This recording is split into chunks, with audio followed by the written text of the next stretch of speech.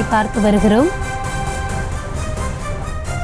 தமிழகத்தில் இன்று முதல் 547 ஆம்னி பேருந்துகள் இயங்காது என்பது குறித்தான அறிவிப்பு வெளியாகி இருக்கிறது. தமிழக பதிவெண்ணாக மாற்றினால் மட்டுமே அந்த 547 பேருந்துகள் இங்கு அனுமதிக்கப்படும் என்பது தொடர்பான ஒரு அறிவிப்பும் வெளியாகி இருக்கிறது. தமிழக பதிவெண்ணாக மாற்ற கால அவகாசம் வழங்க ஆம்னி உரிமையாளர்கள் கோரிக்கை விடுத்திருக்கிறார்கள். கோரிக்கையை வலியுறுத்தி போக்குவரத்து அதிகாரிகளை சந்திக்க உரிமையாளர்கள் திட்டம் வைத்திருப்பதாகவும் தகவல் வெளியாகி இருக்கிறது. இது தொடர்பான விரிவான விவரங்களோடு இணைகிறார் எம்முடைய செய்தியாளர் காண்டீபன். வணக்கம் காண்டீபன், விரிவான விவரம் என்ன?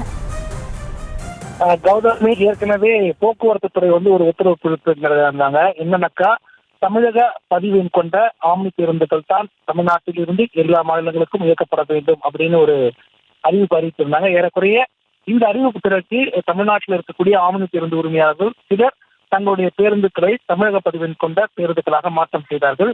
குறிப்பாக 547 பேருந்துகள் இதுவரை தமிழக பதிவெண் கொண்ட பேருந்தாக மாற்றவில்லை அப்படிங்கிற ஒரு குற்றச்சாட்டு போக்குவரத்து துறையிடம் வைக்கிறாங்க.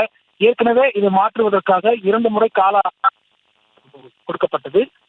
கடந்த 4 தினங்களுக்கு முன்பு கூட ஒரு முறை 3 நாட்கள் கால அவகாசம் நீட்டித்து கொடுக்கப்பட்டது. தொடர்ந்து ஆம்னி பேருந்து உரிமையாளர்கள் தங்களுடைய பேருந்துகளை இதுவரை தமிழக அரசு பதிவெண் கொண்ட பேருந்துகளாக மாற்றப்படவில்லை என்று போக்குவரத்து துறை. இந்த நிலையில தான் நேற்றோடு அந்த காலக்கெடு முடிந்தது. இன்றிலிருந்து அந்த 547 ஆம்னி பேருந்துகளும் இயக்கப்படாது அப்படின்னு சொல்லிட்டு ஆம்னி பேருந்து உரிமையாளர் சங்கத்துடைய தலைவராக இருக்கக்கூடிய தலைவர் தெரிவித்திருக்கிறார். குறிப்பாக இந்த பேருந்துகள் இயக்கப்படாதனால ஏற்படக்கூடிய பிரச்சனைகள் என்ன அப்படின்னு தான் பார்க்கணும். இந்த பேருந்துகள் ஏற்கனவே ஆன்லைன்ல டிக்கெட் முன்பதிவு செய்திருக்கக்கூடிய பயணிகள் பயணிக்க முடியாதுன்னு ஒரு சிரமமான ஒரு விஷயம் ஏற்பட்டிருக்கு. தற்போது இது தொடர்பாக 10 மணிக்கு பிறகு கோயம்பேடுவில் இருக்கக்கூடிய ஒரு தனியார் ஹோட்டல்ல ஆம்னி பேருந்து உரிமையாளர் சங்கத்தினர் ஆலோசனை மேற்கொள்ள திட்டமிட்டிருக்காங்க. இந்த ஆலோசனைக்கு பிறகு அரசு துறை அதிகாரிகளை சந்திப்பதா இல்ல அமைச்சரை சந்திப்பதா அப்படிங்கிற ஒரு முடிவு எட்டப்படும் அப்படின்னு சொல்லியிருக்காங்க. இந்த 547 பேருந்துகளுக்கும் தமிழக அரசு பதிவெண் கொண்ட பேருந்துகளாக மாற்றுவதற்கு கால அவகாசம் கொடுக்க வேண்டும் என்பதுதான் ஆம்னி பேருந்து உரிமையாளர்களின் கோரிக்கையாக உள்ளது. கௌதமி, தற்போதைய விவரங்களுக்கு நன்றி காண்டீபன்.